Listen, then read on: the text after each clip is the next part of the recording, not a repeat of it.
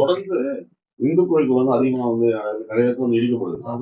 இப்போ சேகர் பாபு அமைச்சர் என்ன சொல்றாருன்னா, நாங்க இந்து கோயில வந்து புற இது பண்றோம், பிரணம் பண்றோம், எல்லாரும் கோயிலும் நாங்க முடக்கம் இது கும்பாபிஷேகம் பண்றோம்னு சொல்லிட்டு சொல்றாரு. அமைச்சர் சேகர்பாபு அவர்கள் கோயில்களுக்கு கும்பாபிஷேகம் நாங்கள் அதிகமாக செய்கிறோம் என்று விளம்பரப்படுத்திக் கொள்கிறார். உண்மையில கோயில்களுக்கு கும்பாபிஷேகம் நடத்துவது என்பது அறநிலையத்துறை அல்ல. அதுக்கான செலவுகளை யார் கொடுக்கிறா? கும்பாபிஷேகத்துக்கான செலவுகள் முழுக்க முழுக்க உபயதாரர்கள் மூலமாகத்தான், பக்தர்கள் மூலமாகத்தான். ஒரு பைசா கூட அரசு பொது நிதியில் இருந்து, இப்ப மசூதி இருக்கு, சர்ச் இருக்கு, அதை சரி பண்ணணும்னா அரசு பொது நிதியில் இருந்து, கஜானால இருந்து பணம் கொடுக்குறாங்க. ஆனால் கோவில்களுடைய கும்பாபிஷேக நிகழ்வுகள் முழுக்க முழுக்க மக்கள் கிட்ட வசூல் பண்ணி தான் செய்யறாங்க. மக்கள் பணத்துல தான் நடக்குது.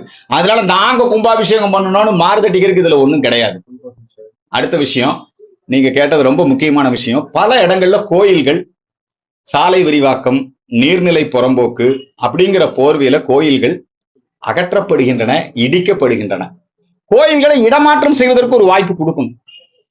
எடுத்த உடனே பொக்லின் எந்திரத்தை கொண்டு வந்து அதை வந்து நீங்க வந்து போட்டு அகற்றுவது என்பது அது வந்து ஒரு பெரிய அவுரங்கசீப் காலத்துலதான் அப்படி நடக்கும். அதை தாண்டி இப்போ நம்முடைய மு.க. ஸ்டாலின் ஐயா காலத்தில் இப்படி நடக்கிறதுங்கிறது ரொம்ப வருத்தமா இருக்குது.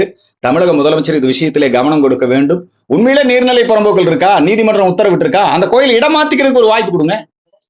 இடமாத்திக்கலாமே, பேச்சுவார்த்தை நடத்துங்க, மக்களோட பக்தர்களோட பேச்சுவார்த்தை நடத்துங்க, சுவாமிகளை பாலாலயம் பண்ணி வைங்க. அதுக்கு கூட வாய்ப்பு கொடுக்காம வந்து விக்கிரகங்களை எல்லாம் உடைப்பது, கோபுரத்தை நெட்டி தள்ளுவது, இது எப்பேற்பட்ட அநியாயம் இது. ஆகவே கோயில்கள் இடிக்கப்படுவது என்பது தவிர்க்கப்பட வேண்டும். இடிக்கப்படுவதற்கு இந்து மக்கள் கட்சி கடுமையாக எதிர்ப்பை தெரிவிக்கும். இங்கே திருவள்ளூரிலே நம்முடைய இந்த கிராமத்திலே சந்தான கோபாலகிருஷ்ணன் கோவிலை இடிக்க முயற்சிப்பது என்பதை கடுமையாக எதிர்க்கின்றோம். அந்த மக்களுக்கு ஆதரவாக நாங்கள் நிற்போம். நீதிமன்றத்திலும் இதற்காக நாங்கள் போராடுவோம். இன்றைக்கு இங்க வந்து அலுவலகம் திறப்பு விழா வெகு சிறப்பாக நடைபெற்றிருக்கிறது. இப்ப திருவள்ளூர் மாவட்டத்தில் திருவேற்காடு போலீசார் வலுக்கட்டாயமா அடிச்சு இழுத்து போட்டு வழியில அதை பத்தி நீங்க எப்படி பாக்குறீங்க? அந்த பகுதி மக்கள் நீண்ட காலமா அங்கே வசித்து வருகிறார்கள். அவங்களுக்கு மாற்று இடம் ஏற்பாடு பண்ணி கொடுக்கணும். நீர்நிலை புறம்போக்கு அகற்றுங்க, அதுல மாற்று கருத்து இல்லை. ஆனா அந்த மக்களோட பேச்சுவார்த்தை நடத்தி அவங்களுக்கு வேற இடத்துல இடம் கொடுத்து அப்படிதான் இடமாற்றம் பண்ணணும். இந்த பூர்வகுடி மக்களை சென்னையில் இப்படிதான் பண்ணாங்க. இந்த சேரி மக்களுக்காக இயக்கம் நடத்துகிறோம் என்று சொல்லக்கூடிய விடுதலை சிறுத்தையா இருக்கலாம், அல்லது அங்கே இருக்கக்கூடிய பல அமைப்புகள் எல்லாம் வந்து இப்படி மக்களை வந்து இடமாற்றம் செய்வதை எப்படி ஒப்புக்கொள்கிறார்கள் என்று எனக்கு புரியவில்லை. இது திமுக ஆட்சியில் அதிகமாக நடக்கிறது. இதற்கு என்னுடைய கண்டனத்தை தெரிவித்துக் கொள்கிறேன். அந்த மக்களுக்கு மாற்று இடம் ஏற்பாடு செய்ய வேண்டும் என்பதை வலியுறுத்துகிறேன்.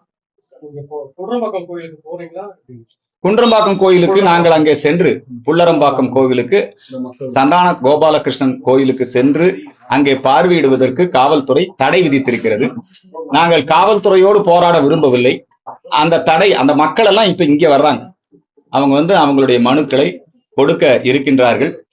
அந்த இடத்துல ஒரு சட்டம் ஒழுங்கு பிரச்சனை ஏற்படக்கூடாது என்பதற்காக நாங்கள் அதை தவிர்த்திருக்கிறோம். நாங்கள் அந்த மக்களோடு இருப்போம் என்பதை தெரிவித்தோம். உங்களுக்கு அனைவருக்குமே தெரியும், நடிகை கஸ்தூரி அவர்கள் எங்கும் தலைமறைவாகல. அவங்க வீட்டுலதான் இருந்தாங்க. அந்த வீடியோவை நான் தான் வெளியிட்டேன் எக்ஸ்தலத்துல.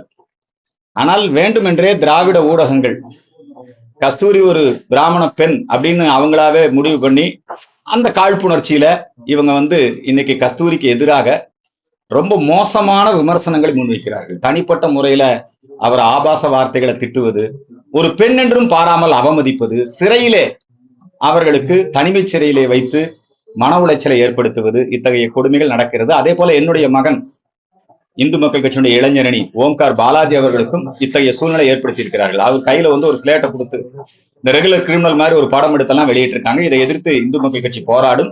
சட்டப்பூர்வமான வழிமுறைகளிலே இதற்கெல்லாம் நாங்கள் போராடி நீதியை நிலைநாட்டுவோம் என்பதை இந்த நேரத்திலே தெரிவித்துக் கொள்கிறேன்.